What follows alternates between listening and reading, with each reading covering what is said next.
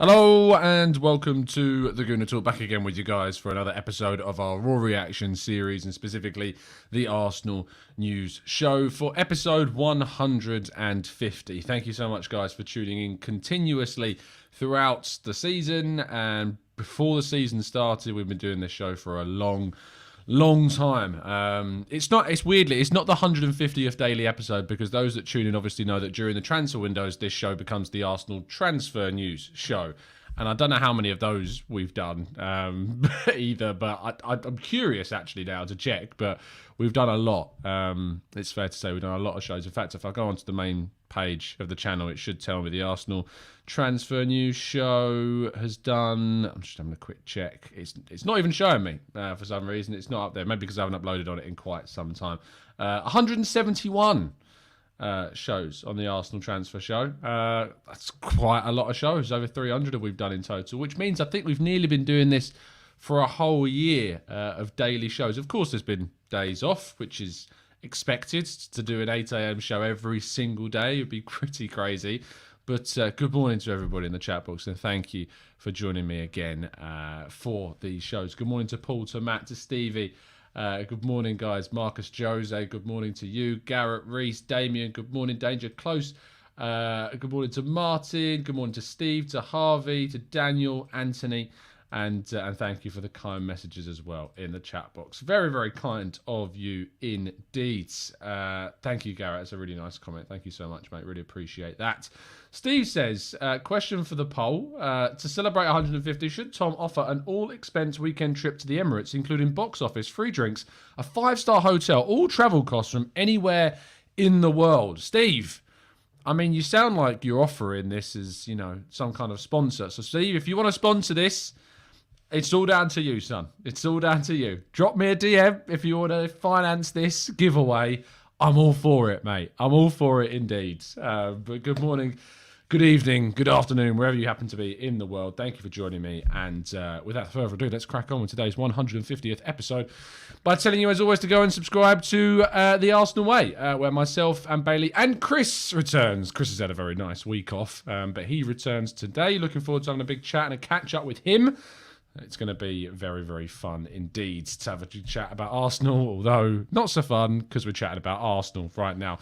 Speaking of articles that you should check out from myself yesterday that went out, I did a piece about the decision to substitute Nuno Tavares and Cedric Soares, went into a little bit more analytical detail about that. Another piece which I just asked the question, at what point do Arsenal sack Mikel Arteta? Which sounds like a really gloomy piece, but it was actually quite an interesting one to write, in the sense of when would we move him on, and what constitutes being annoyed at the situation, what justifies the position to want to move and change coach. So I did that. And then lastly, a piece on how Harry Kane, using one of my favourite images of Ivan Toney I've found from Getty Images, thank you Getty for this, is a piece about how Harry Kane and Heung-min Son can inspire Arsenal's summer transfer market business by looking at more of an established, older striker in their mid-20s, approaching their prime years. We talk about Ivan Toney, talk about Patrick Schick, and Paulo Dybala comes up as well. So one to give a read if you're interested in that sort of transfer stuff. We kick off, though, with William Saliba. Unfortunately, tried his absolute hardest to stop PSG from taking all 3 points in Le Classique.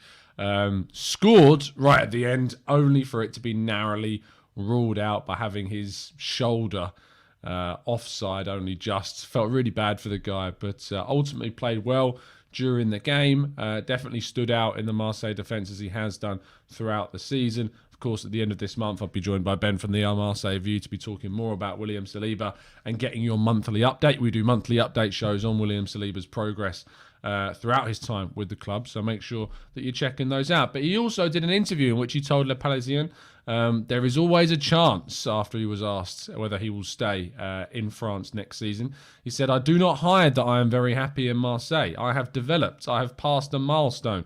If I make it into France's squad, it's thanks to Marseille, because there's a lot of visibility." A little dig. If I make it into France's squad, it's thanks to Marseille, because there is a lot of visibility, Oh, the little dig there.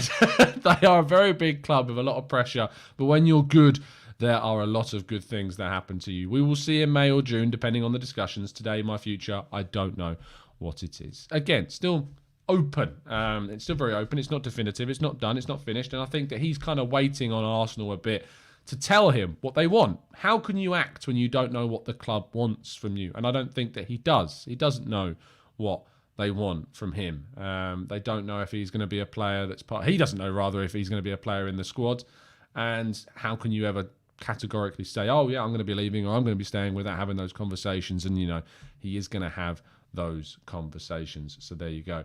Marcus says, can you fix YouTube? It reminds me after you have started, and when I go in, says it's not started. Not your doing. Keep up the grind and the good work. I can't control YouTube, Marcus, I'm afraid. YouTube has a mind of its own. Sometimes it tells you when I'm live. Sometimes it doesn't. What you can't ever get away with, though, is that we do these shows 8 a.m. UK time every single day. If it doesn't seem to start at the right time, just refresh your stream and it should come up for you as well. So I can only apologize for that. Let's move on to our next story. Thank you for the comments I can see in the chat box, by the way. I'm going to go through them after we've just completed the news. Cody Gakpo scored the winning goal in the Dutch Cup and beat Ajax in a 2-1 victory. Great finish. If you haven't seen it yet, it is quite Thierry Henry-esque in the way in which he cuts inside and slams it home in the bottom left-hand corner. And the celebration with the knee slide was quite Henry-esque as well. You know that I've not ever hidden my appreciation for Cody Gakpo, and he's a player that I certainly would love to see at Arsenal next season. We are interested. We are a club with links to him. He is going to be expensive. There are rumours of around 30 plus, maybe even 40 plus million pounds that it would cost to get him into the club. He's a player that I'd love to see. And fingers crossed, it's something that we can see happen. But again, scoring a big game in a big moment against a big team that were favourites to get the cup. But Gakpo taking it home for himself. Alexandre Lacazette, meanwhile, has been very, very open about his future, talking about the possibility of him leaving and what he could soon effectively be talking about playing in the Champions League. I found it I don't want to use the word odd, but I found it a little bit strange timing. I found it very, very strange to talk about wanting to play in the Champions League when, he's been part of the reason why Arsenal have struggled so much not to get back into the Champions League. That's the situation for me. Anyway, we'll read through the quotes. He says, I am in discussions with a lot of clubs. I am open. I have never cut contact with Lyon since I left. I try to return to the club once or twice a year to see the medical staff because we are really close. Lyon knows that I am free. They have come to the information. Asked if he'll join Lyon, he says it's a bit more complicated. That was basically asking if he'll join Lyon even if they drop out of Europe, and he said it's a bit more complicated. I want to play in Europe. It's been a long time since I played in the Champions League. I'm missing it. It's a little more complicated. Nothing is impossible in life, but it's a little more complicated. Loves using that word over and over again. It's frustrating because his poor form and poor performances have had a direct impact on Arsenal not pushing towards the Champions League place as much and as frivolously as we would hope that they would this season. That's the frustration, that he can talk so openly about wanting to play in the Champions League, and that's his goal, when your focus should be on trying to get Arsenal into the Champions League while you're here, because you failed to do so in every single season that you've been here. So that's a frustration. People might say I'm cynical about it, but I am cynical about it. And, he should probably try and score more goals with us to get us in the Champions League before talking about moving to a club with it. Marcel Sabitzer is another player linked with the club again. Bayern Munich are said to be open to selling the 28-year-old attacking and versatile midfielder. Can play across several central midfield positions. I would be interested in this deal. I think it's a move that's suits Arsenal's kind of midfield in the sense that he would bring in quality, depth, experience. He's not the marquee central midfielder that we should be looking to kind of, take over from Granit Xhaka. But in terms of adding experience and quality over the likes of Mohamed El Neni and Ainsley Maitland-Niles, he certainly provides that. I also think he works quite nicely in that left central midfield role, playing alongside Ødegaard and in front of Thomas Partey, when you want to go up against a side like a lower half of the team, like we saw against Southampton, when we could do a little bit more incisiveness, a little bit more creativity and verve from the outside of the box, Sabitzer, I think, would be a really good option. And at 28, has got 3-4 more years at the top level available to him in that position, and the experience to go with it too. Very open to this move, not as the marquee number one central midfield signing, but certainly as a replacement for Mohamed El Neni. And for Ainsley Maitland-Niles, I would be all over trying to get a very decent deal from Bayern Munich for Sabitzer. And our last story focuses on a player that I know very little about, you'll be surprised to know. Edon Zhegrova, who is a Kosovan international who plays for Lille. He joined Lille only in January of this year from Basel for a fee of around £6 million.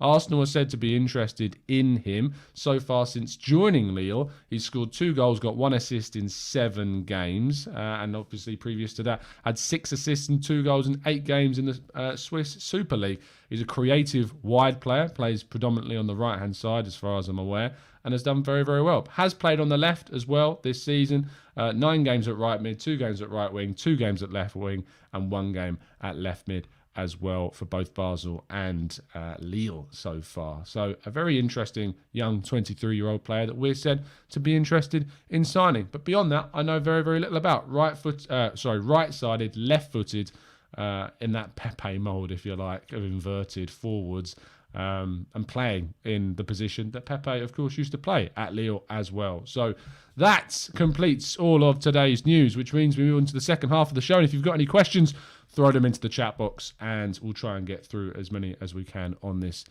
Easter Monday.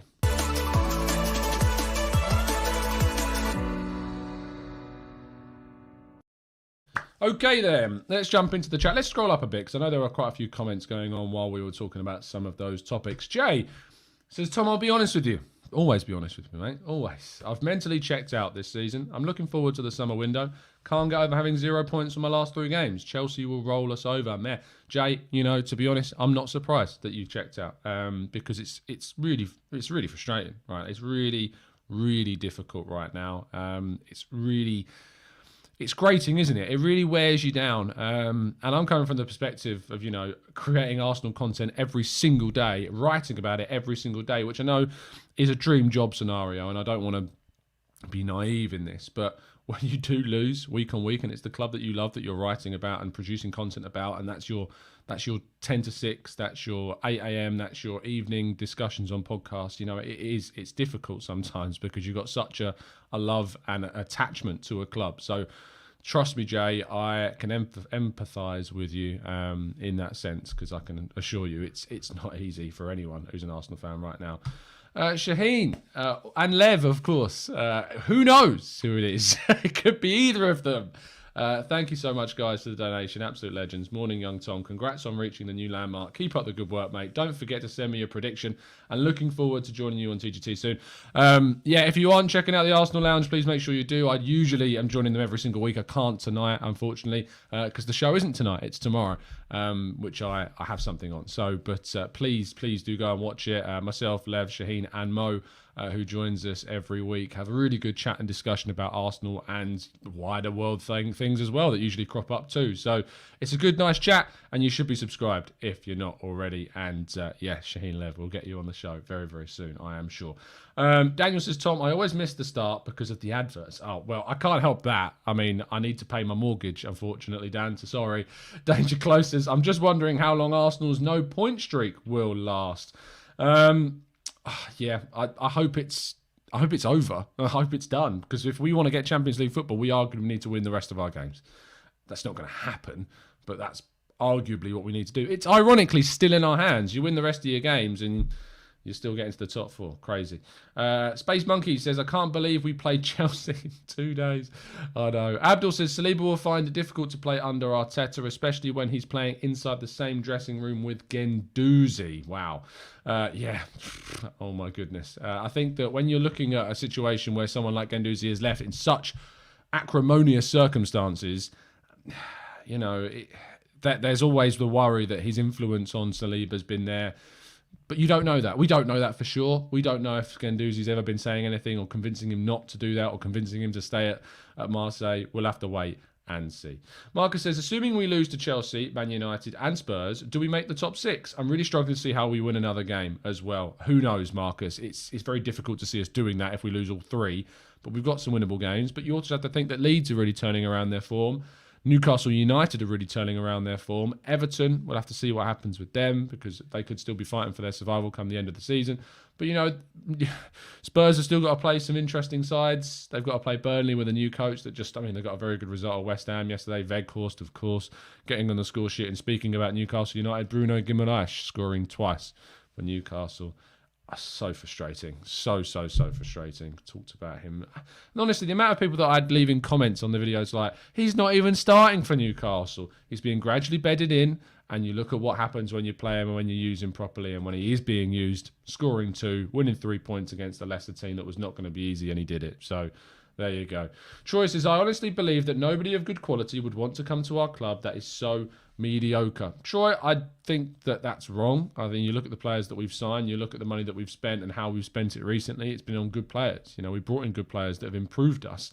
And we brought from other Premier League sides. We've bought from other big sides like Atletico Madrid, etc. And they've had to move. It's not like a release clause of Partey forces him to leave. He still has to choose to go. And he decided to move from there to Arsenal, despite them being in the Champions League. So you are always going to find players that will want to move. I've always said, using the analogy, imagine that the transfer window is 100 doors. And if you qualify for the Champions League, most of those doors, if not all of them, open up to you. Obviously, some remain closed because you're just not on that level of City and Real Madrid, etc. So the Mbappe and Haaland doors, etc. will still remain closed for now. But most of those doors, if not all of them, will open. And then if you won't qualify for the Champions League, all of those doors aren't closed to you. Plenty of doors are still open, but just simply not all of them. The Europa League, the stature of club that you all are factors in being able to convince. Finances, of course, too. All of them enable you to sign players, but it does restrict you not being in the Champions League, that is for sure. O'Malley says, has Nkunku moved up your possible striker options? He's absolutely balling. Completely changed the game when he came on yesterday. If I'd be delighted if he was to be a player that we signed. I just think that he will go somewhere else. I can't see it being Arsenal. I'm gutted that we didn't get him from PSG. We nearly very much did. We put in a bid at the time during that January with Unai Emery at the helm, and I think we eventually got Denis Suarez on loan. We were interested, and we just couldn't get the deal done, unfortunately. Shreya says, hi Tom, your thoughts on Belotti? He will be available for free, and in my opinion, he'll be a very good and smart option for us. An Italian player doesn't tend to leave Italy, as we know. He's experienced, not outside of Serie A, though. I have a feeling that he will end up at Milan. We'll have to wait and see what happens with Belotti, but he is leaving Torino, as you say, on a free, and we'll follow that story because you can imagine that there will be links to him in the near future. Exshell says, I love Arteta, but losing those last 3 games are rough. I still want to give him the rest of next season, though, to see where we can get because he has been doing great until this losing streak. It's something that I discussed in the article that I wrote yesterday talking about when would we stack Mikel Arteta. I think that if you finish outside the top 6, there isn't much argument that you can put in keeping him at all. I know for some people it's a case of top 4 or bust. That's fine. I respect that viewpoint. I'm personally not in that lane. I'm in the top 6 or bust kind of lane right now but I wouldn't offer him a new deal. I really wouldn't offer him a new deal. There's part of me that even is tempted to say that even if he was to get top 4 fortuitously, that I'd still wait. I don't know why. That seems crazy if he ended up getting top 4, considering the situation, and probably I'd feel differently if we ended up doing it. But I just feel so low right now, and I'm so angry at so many of the decisions that have been made by Arteta in the last 3 games that have cost us. And I do point the finger at him for so many mistakes. Like, yes, you can point the finger at injuries and scheduling and the international break messing us up, which aren't really reasons to point at, to be honest. Only injuries is a genuine criticism that we've got. Refereeing decisions maybe in the Brighton game with Martinelli, of course.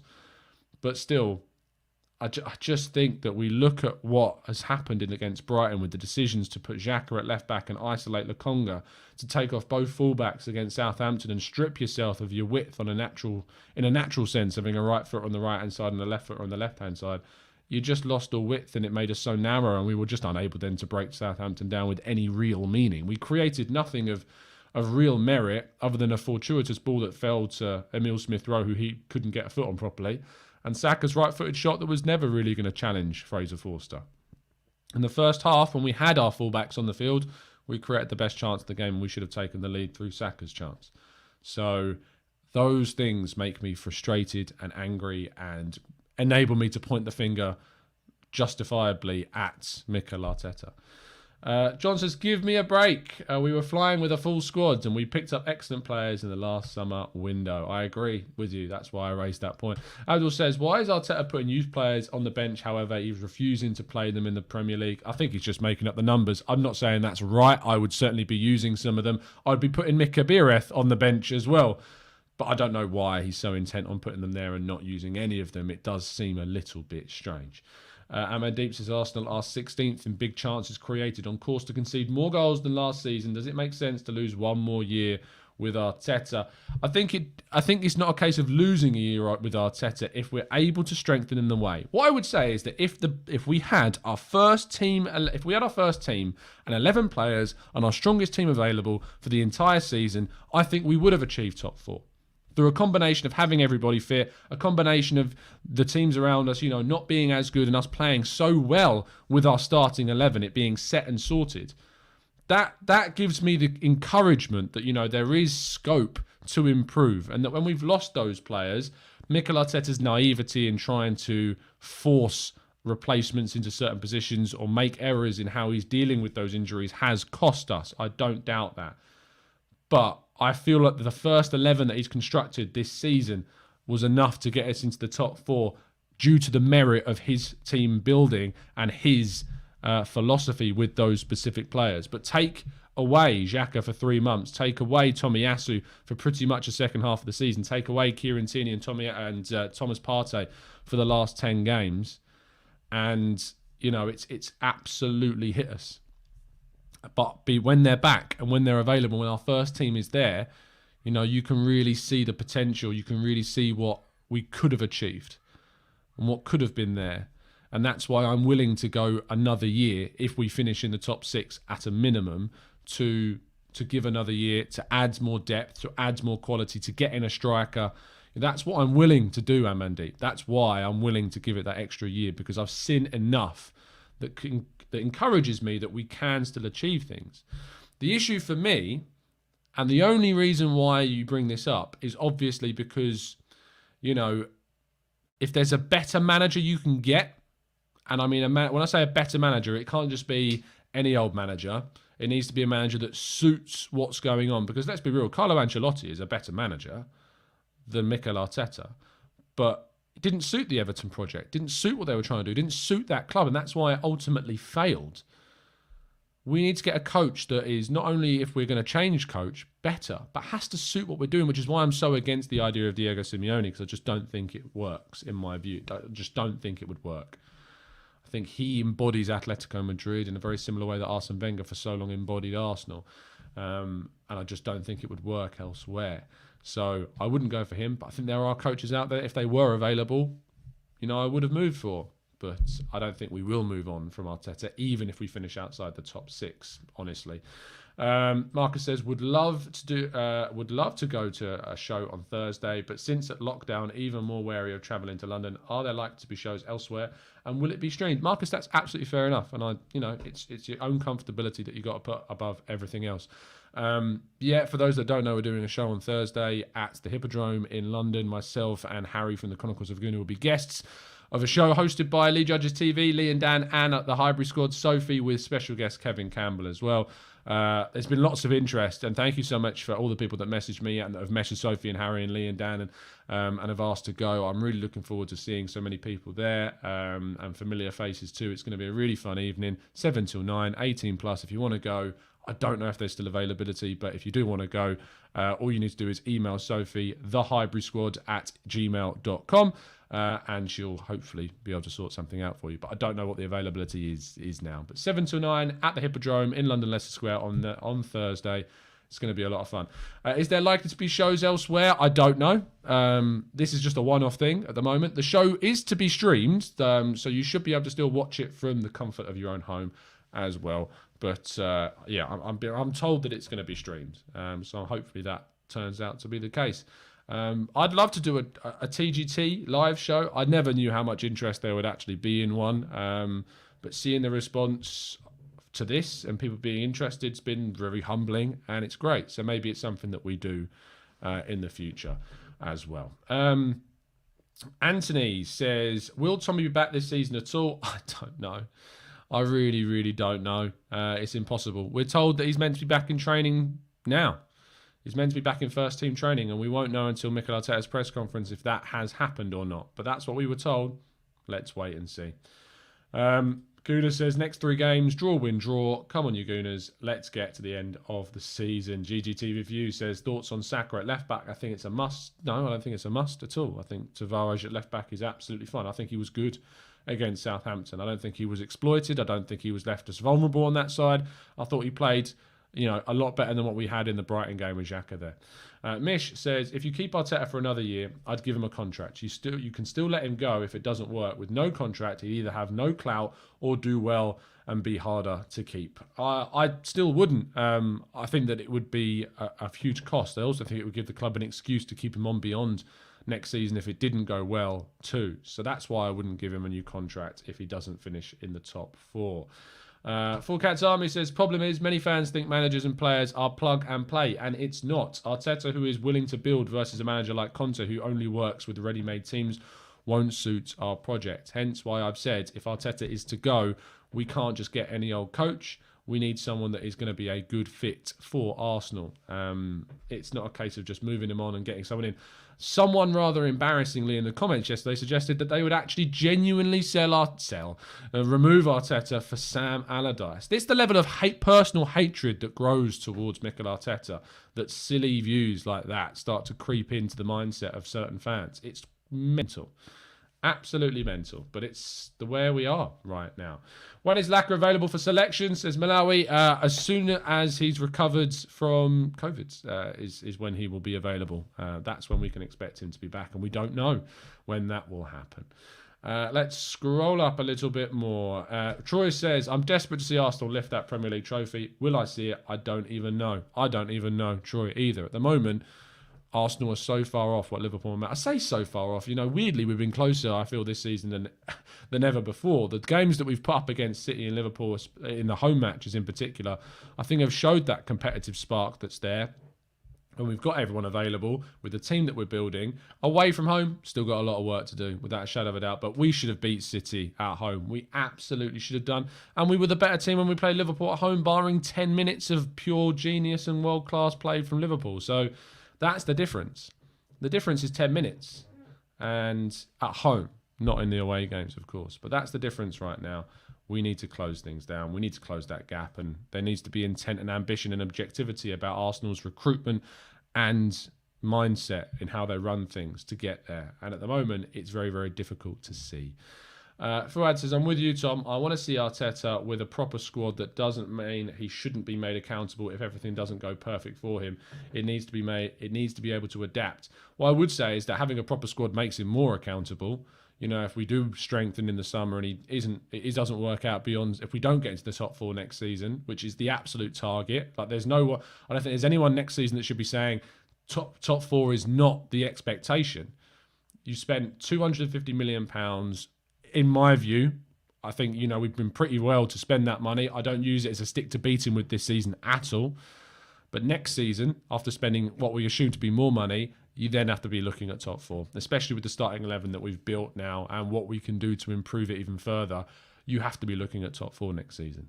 That is the expectation if he stays. So, and even if he goes, whoever comes in, I think with the money that we spend, you have to look at top 4 still. So we'll wait and see. We'll wait and see indeed. Anyway, thank you so much, guys, for tuning in. It's been an absolute pleasure, as always, for the 150th show. Thank you so much for making this part of your daily routines. I'll be back tomorrow morning for the show. We should also, after my shift tomorrow, which finishes at 6, have a preview show for the game against Chelsea tomorrow as well. It's been a real pleasure to speak to you guys, as it always is. Enjoy yourselves. Have a fantastic day. And as always, up the Arsenal.